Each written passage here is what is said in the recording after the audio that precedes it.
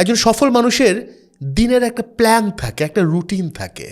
একজন সাধারণ মানুষ অধিকাংশ ক্ষেত্রেই তার খেয়ালিপনায় বা যখন যা মন চায় সেভাবেই তিনি দিনটি কাটিয়ে দেন।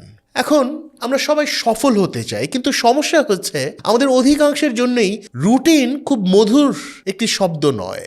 অনেকের কাছেই রুটিন মনে হয় যেন এটা একটা বন্দিত্ব, নিজের মন পছন্দ কিছু করার স্বাধীনতা না থাকা, যন্ত্রের মতো কেবল কাজ কাজ কাজ করে যাওয়া।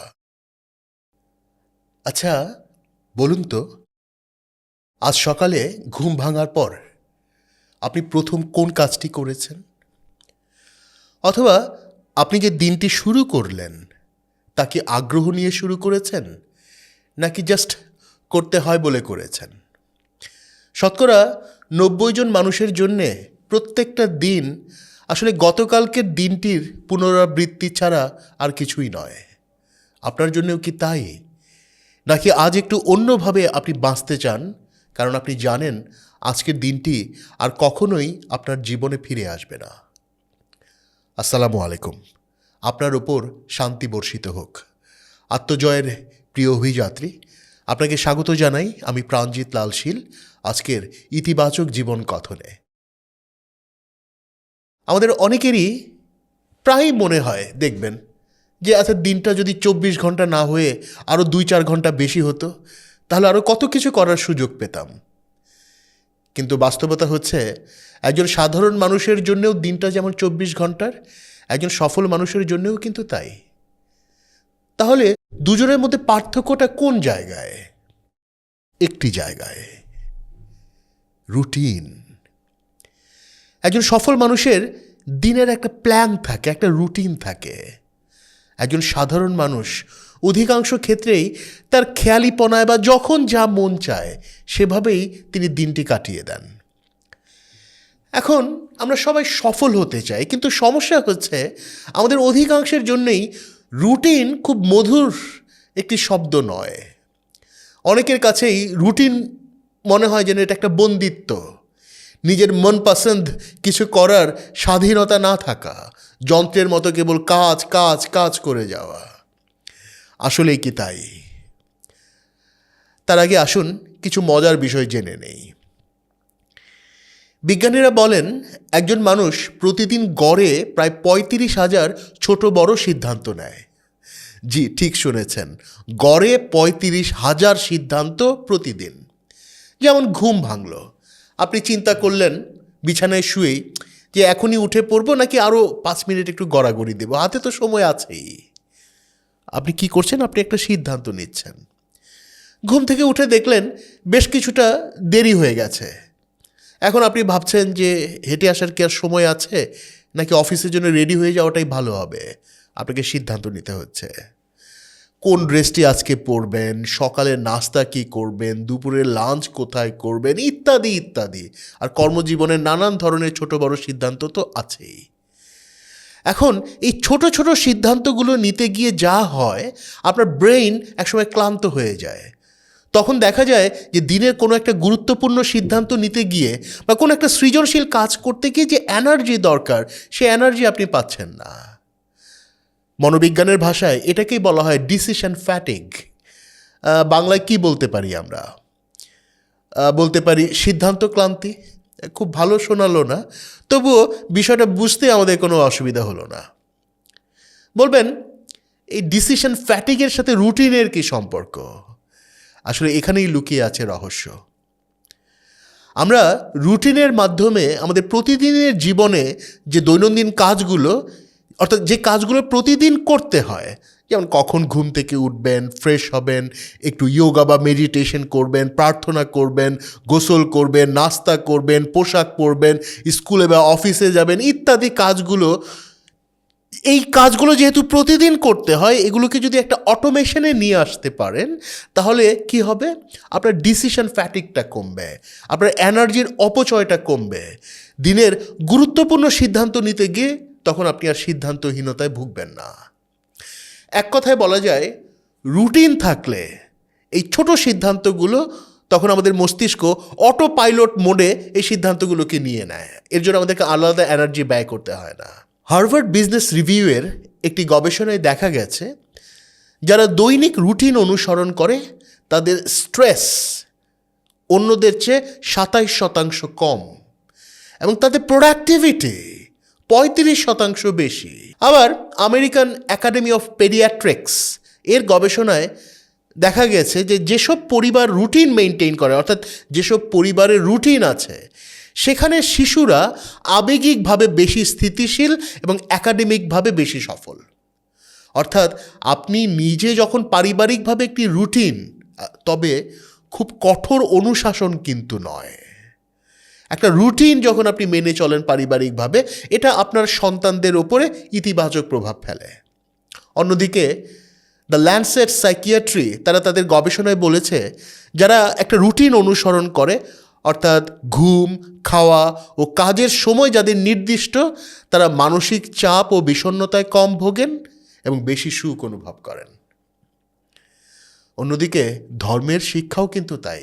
হযরত আবু যর গিফারি রাদিয়াল্লাহু আনহু কর্তৃক বর্ণিত ইবনে হিব্বানে গ্রন্থিত হাদিস অনুসারে রাসূলুল্লাহ সাল্লাল্লাহু আলাইহি সাল্লাম বলেন যে হযরত ইব্রাহিম আলাইহিস সালামের উপর নাজিল হওয়া গ্রন্থের শিক্ষানুসারে একজন জ্ঞানী ব্যক্তির কর্তব্য হচ্ছে সময়কে ভাগ করে নেয়া। 1, কিছু সময় প্রার্থনার জন্যে, 2, কিছু সময় গভীর ধ্যানের জন্যে, 3, কিছু সময় আত্মপর্যালোচনার জন্যে এবং 4, কিছু সময় জীবিকা আহরণে।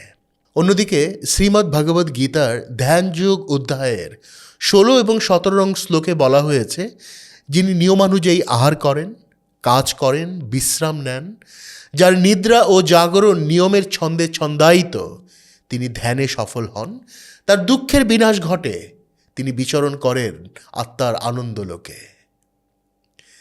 আসলে মজার বিষয় কি জানেন? রুটিন না করা এবং করলেও রুটিন ফলো না করা, এটাও একটা রুটিন। অনেকটা সেই বেকারের মতো অবস্থা যার সারাদিন কোনো কাজ নেই, পড়ে পড়ে ঘুমায় এবং ঘুমাতে ঘুমাতে সে এত ক্লান্ত যে সে ক্লান্তি দূর করার জন্য আবার ঘুমায়।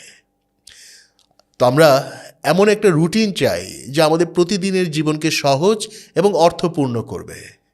তাই প্রতিদিন আপনি কোন কাজগুলো অবশ্যই করবেন তার একটা রুটিন তৈরি করুন। রুটিন তৈরি করতে যতটা সময় লাগে সময় নিন। তৈরি হলে এবার ভালো করে পুনরায় বিচার বিশ্লেষণ করে দেখুন এই রুটিন আপনি ফলো করতে পারবেন কি না, বা পারলে আজ বা আগামীকাল থেকে কতটুকু পারবেন। এখন আপনার নিজের কাছেই যদি মনে হয় যে এই রুটিন ফলো করতে দম বেরিয়ে যাবে, তো আপনি কখনোই তা ফলো করতে পারবেন না।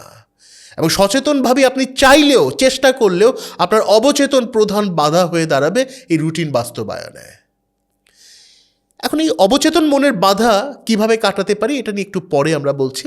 তার আগে আমাদের কোয়ান্টাম পরিবারের এক সদস্যের একটা কথা বলি, তার একটা ঘটনা বলি। তিনি বলছিলেন যে একসময় তার মনে হতো যে সব কিছু একসাথে সামলানোটা এটা অসম্ভব ব্যাপার। এবং তিনি বলছিলেন, কিন্তু যখন আমি সহজ একটা রুটিন গ্রহণ করলাম তখন আমার জীবনটাই বদলে গেল। আমি এখন কি করি? সকালে উঠে ধ্যান করে, মেডিটেশন করে মনটাকে স্থির করি, শুকরিয়ার জার্নাল লিখে মনকে ইতিবাচক রাখি, নির্দিষ্ট কাজের সময় নির্ধারণ করি, সন্ধ্যায় পরিবারের সাথে সময় কাটাই, ঘুমাতে যাবার আগে দিনের কাজের একটু আত্মপর্যালোচনা করি। এই 4-5টি কাজকে তিনি কি করলেন? তার রুটিন বানিয়ে নিলেন। হয়তো খুব নিখুঁত নয়, কিন্তু এই সহজ রুটিন তার জীবনে একটা ছন্দ নিয়ে আসলো। আসলে রুটিন করার ক্ষেত্রে একটি বিষয় মনে রাখতে হবে যে রাতারাতি বিপ্লব করতে যাবেন না। ধরুন আপনি সকাল 8টার আগে ঘুম থেকেই ওঠেন না, কিন্তু আপনি রুটিন করলেন এবং প্রতিজ্ঞা করলেন যে আগামীকাল থেকে ভোর 5টায় আপনি দিন শুরু করবেন। প্রথম কয়েকদিন জোর জবরদস্তি করে পারলেও দেখা যাবে কয়েকদিন পর সকাল 9টার আগে আপনি উঠতেই পারছেন না। এক্ষেত্রে তাহলে করণীয় কি? খুব সিম্পল। আপনি সকাল 8টায় ওঠেন, এটা আপনার রুটিন। এখন নতুন রুটিনে আপনি ঠিক করে নিন যে আগামীকাল থেকে আপনি সকাল 7:45 অর্থাৎ জাস্ট 15 মিনিট আগে উঠবেন। কি হবে? আপনার অবচেতন মন এতে বাধা দেবে না। এভাবে 1 সপ্তাহ বা 15 দিন এই রুটিন ফলো করুন। 15 দিন পরে আরও 15 মিনিট সময় কমিয়ে এটাকে 7:30 নিয়ে আসুন। এভাবে 15 মিনিট করে কমাতে কমাতে কয়েক মাসের মধ্যেই আশা করা যায় আপনি আপনার কাঙ্ক্ষিত লক্ষ্যে পৌঁছতে পারবেন। এখানে একটি বিষয়, রুটিন কিন্তু আবার একটি আরেকটির সাথে সম্পর্কিত। আপনি কত সকালে দিন শুরু করতে পারবেন তার উপরে যেমন নির্ভর করে সারাদিনের কাজগুলো কতটা গুছিয়ে নিতে পারবেন। একইভাবে আপনি সকালে উঠতে পারবেন কি পারবেন না এটা নির্ভর করছে রাতে আপনি কখন ঘুমাতে যাচ্ছেন তার উপরে। এই জন্যে কোয়ান্টামে আমরা বলি যে রাত 11টা থেকে ভোর পর্যন্ত ডিজিটাল ফাস্টিংকে এটাকেও আপনি আপনার রুটিন বানিয়ে নিন। অর্থাৎ রাত 11টার পর বাসায় টিভি, মোবাইল, স্মার্টফোন, ল্যাপটপ তথা সমস্ত ডিভাইস ব্যবহার করা থেকে পারতপক্ষে বিরত থাকুন। অবশ্য কারো কর্মজীবনের বিশেষত্বের কারণে রাতে মোবাইল খোলা রাখতে হতে পারে, কিন্তু সোশ্যাল মিডিয়ার নোটিফিকেশন বন্ধ করে রাখতে তো অসুবিধা নেই। প্রথম প্রথম এই রুটিন মেনে চলাটা একটু কঠিন হতে পারে, কিন্তু কয়েক মাসের মধ্যেই দেখবেন আপনি এতে অভ্যস্ত হয়ে গেছেন। আর এই একটি রুটিন অর্থাৎ এই ডিজিটাল ফাস্টিং এটি যদি আপনি কন্টিনিউ করতে পারেন, আপনি দেখবেন আপনার জীবনের অন্য অনেক রুটিনগুলোকে এটা সহজ করে দেবে। তবে একটি জিনিস, আমরা কিন্তু আপনাকে যান্ত্রিকভাবে প্রতিদিনের কাজ করে যেতে বলছি না। যেমন আপনি প্রতিদিন একই নাস্তা করেন রুটিন অনুসারে, তার মানে এই নয় যে সেটা যান্ত্রিকভাবে করতে হবে। আমাদের কোয়ান্টামের যিনি শ্রদ্ধেয় শিক্ষক প্রতিদিন রুটি আলু ভাজি দিয়ে নাস্তা করেন। তো তাকে জিজ্ঞেস করা হয়েছিল যে তার এতে একঘেয়ে লাগে না, একই রুটি একই আলু ভাজি? তিনি হাসলেন, বললেন একই রুটি কোথায়, আজকের রুটি তো নতুন রুটি, এই রুটির আটার তো নতুন আটা, আজকের ভাজির আলু তো গতকালকের আলু নয়, এটা তো নতুন আলু। আমি তো প্রতিদিন নতুন রুটি আর নতুন আলু ভাজি খাই, আর এতে আমার কখনোই একঘেয়ে লাগে না। আসলে এটাই হচ্ছে মাইন্ডফুল লিভিং। আপনি রুটিন অনুসারে সব কাজই করবেন, কিন্তু করবেন মাইন্ডফুললি, অর্থাৎ প্রতিটি কাজের মধ্যেই একটা নিজস্ব আনন্দ লুকিয়ে আছে। রুটিন করতে গিয়ে সে আনন্দটা যেন আবার হারিয়ে না ফেলেন। আর এজন্যই চাই মেডিটেশন বা ধ্যান। ধ্যান বা মেডিটেশন আপনাকে একদিকে দিনের কাজগুলো গুছিয়ে নিতে যেমন সাহায্য করবে, তেমনি প্রতিটি কাজ আনন্দ ও মনোযোগ দিয়ে করার সামর্থ্যটাকে বাড়িয়ে দেবে। তাই প্রতিদিন মেডিটেশন করাটাকেও আপনি আপনার রুটিনের অংশ বানিয়ে নিন, এবং কোয়ান্টামের সাপ্তাহিক যৌথ মেডিটেশনে অংশ নেওয়াকে আপনার সাপ্তাহিক রুটিনের অংশ করুন। নিঃসন্দেহে আপনি আপনার মেধা, যোগ্যতা এবং সামর্থ্যকে বেশি পরিমাণে ব্যবহার করে নিজে সফল হবার পাশাপাশি অনেক মানুষের জীবনে ইতিবাচক প্রভাব রাখতে সক্ষম হবেন। তবে প্রিয় শরীর, আজ এই পর্যন্তই। সবসময় ভালো ভাবুন, ভালো থাকুন। আপনার ওপর শান্তি বর্ষিত হোক।